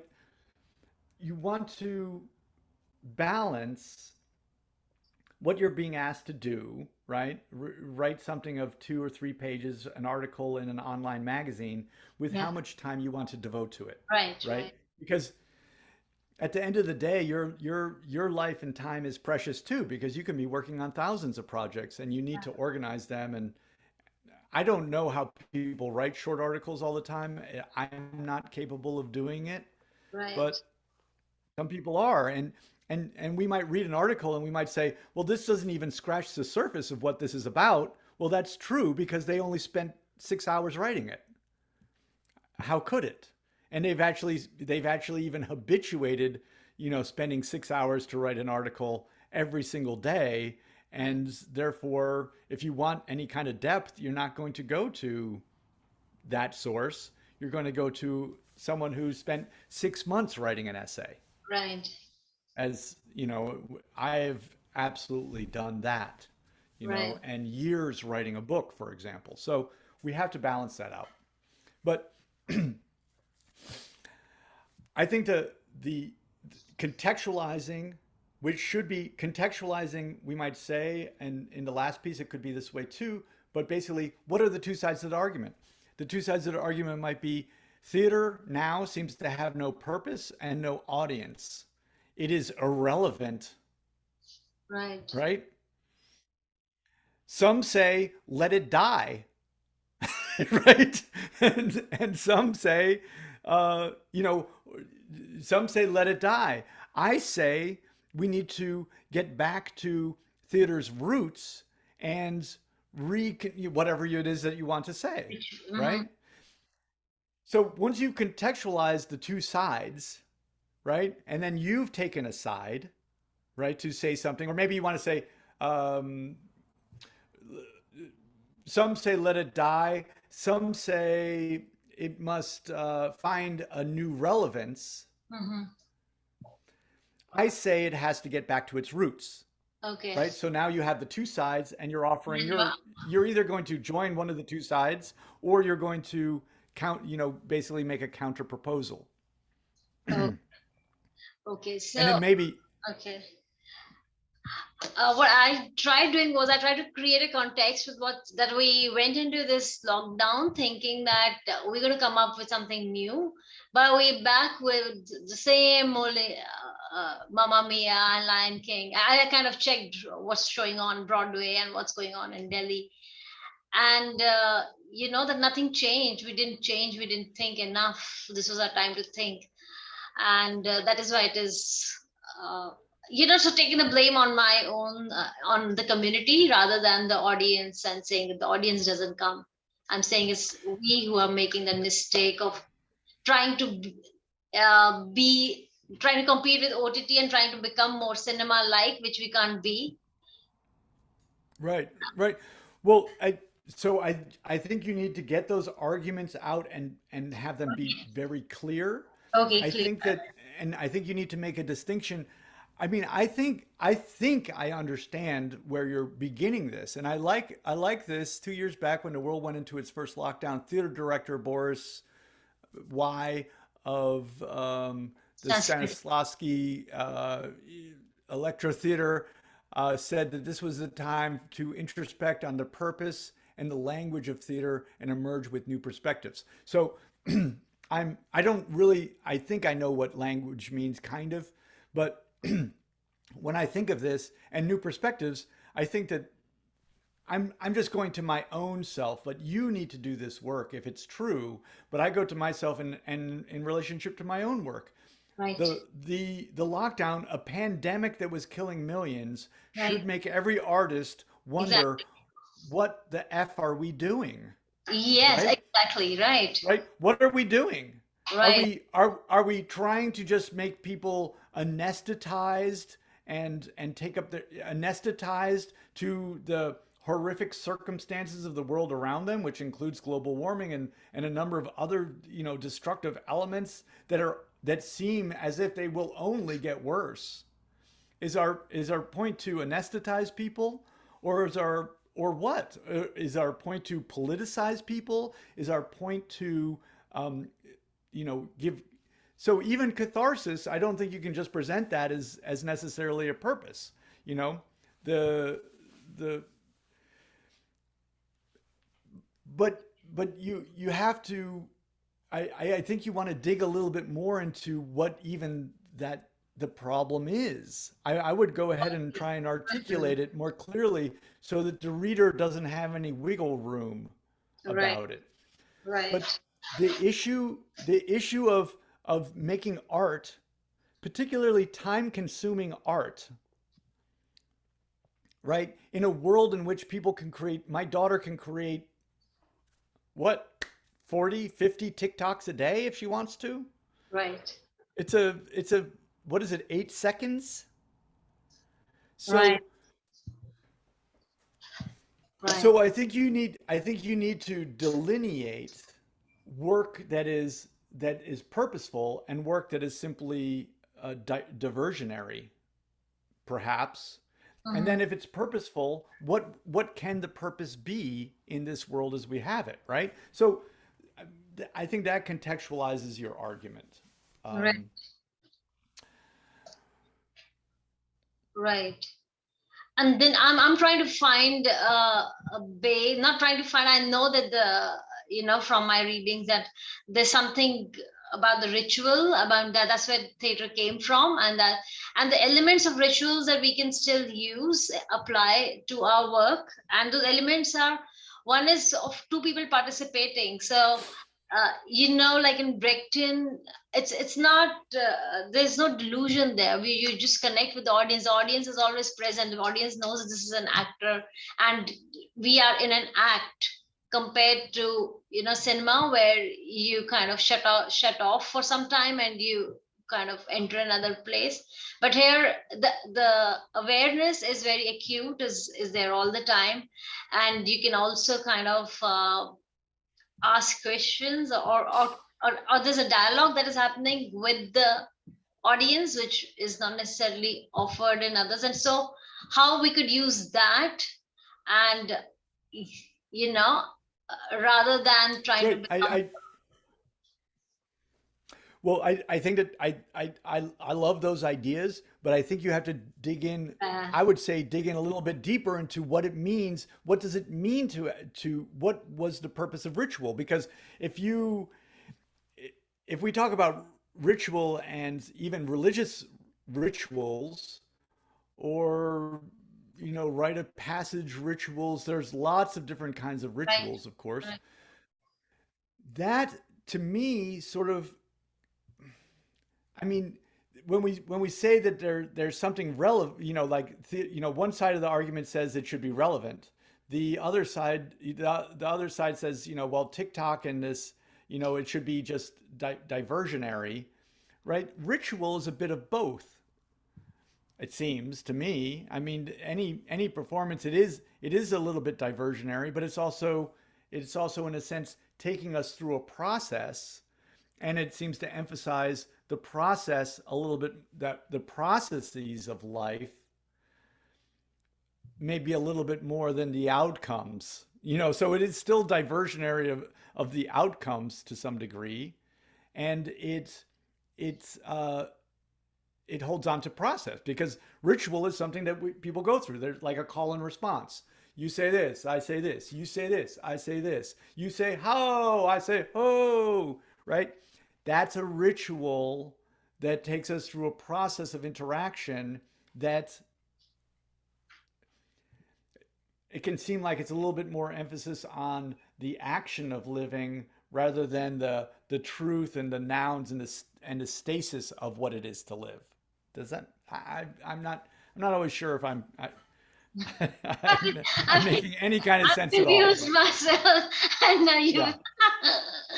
Right. Well, That's the problem, because until I have a very clear argument in my mind, I will not be able to get it across. well, and that's absolutely okay. Right now, what I want to try and lead you to a little bit is, right now you're writing a lot of things, okay, Right. and you're exploring through your writing a lot of ideas. Hmm. Now I would try to come back to it and try to organize it into the chunks that it needs to be, basically, and make sure that those things are articulated in the way that you want them to be. So, for example, when you contextualize into the two sides. This Right. side says this. What are the two sides? Don't have more than two sides. So right now, the way this piece begins, it basically begins with like kind of highfalutin, um, forgive me, but highfalutin intellectualization. Okay. That's pretty abstract. It's Right. very hard for me to organize that.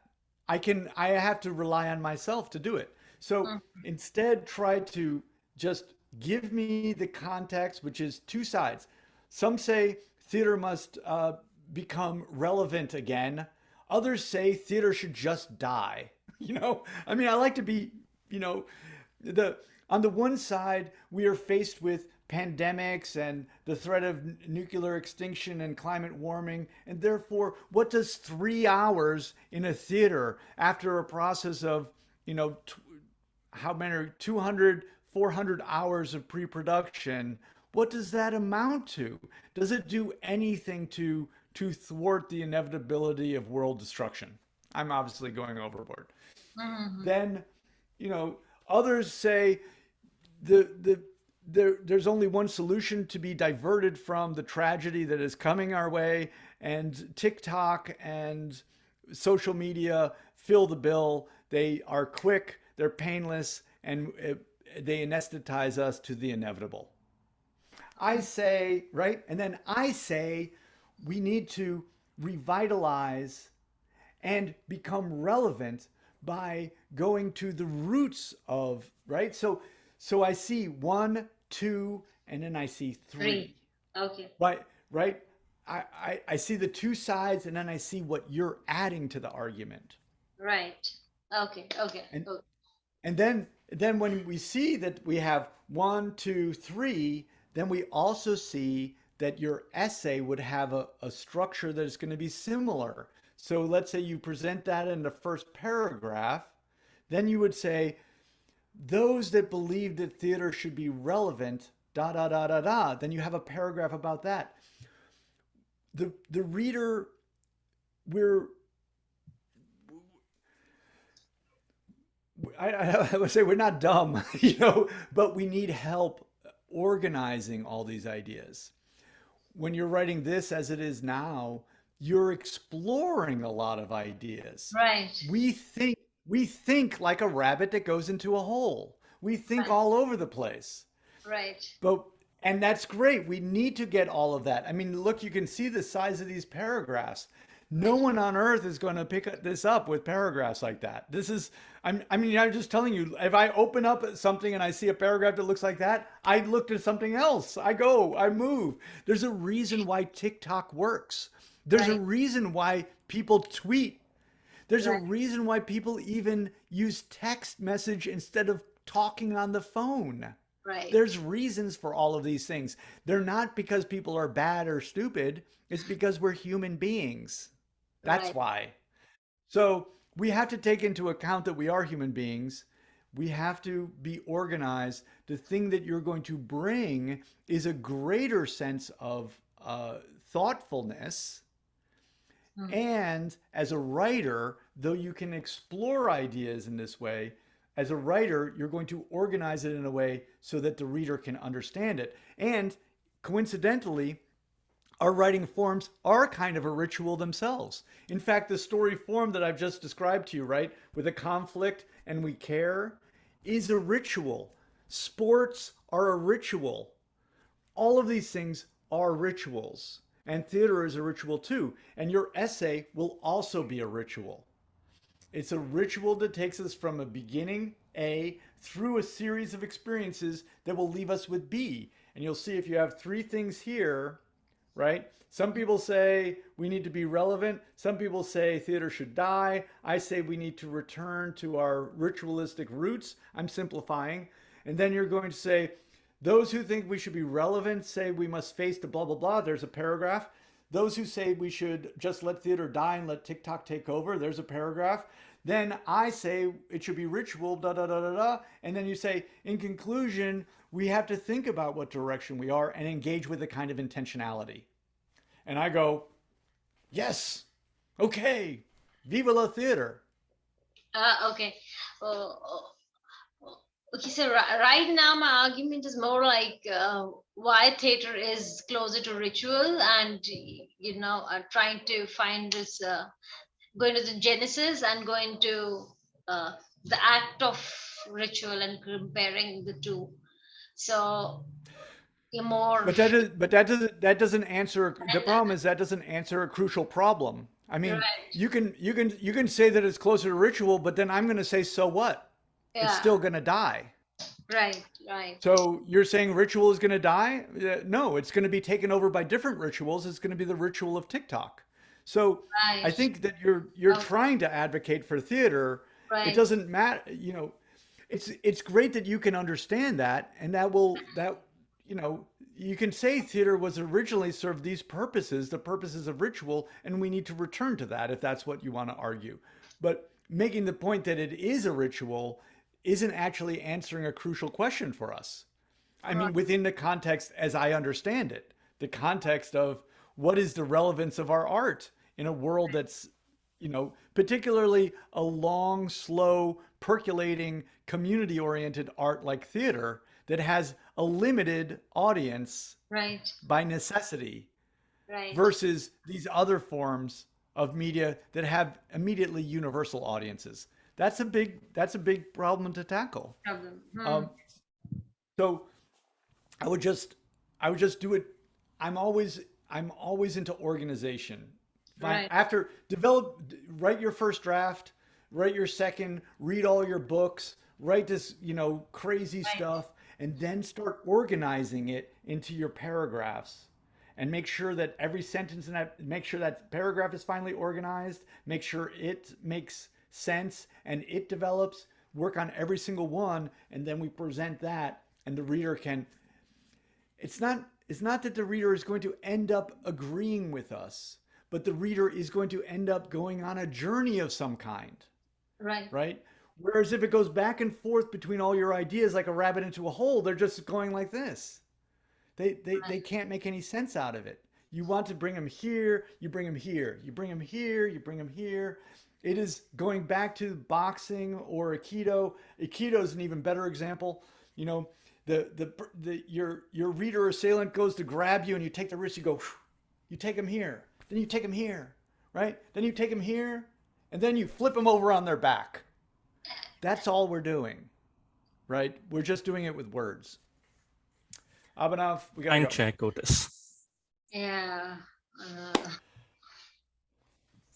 Right.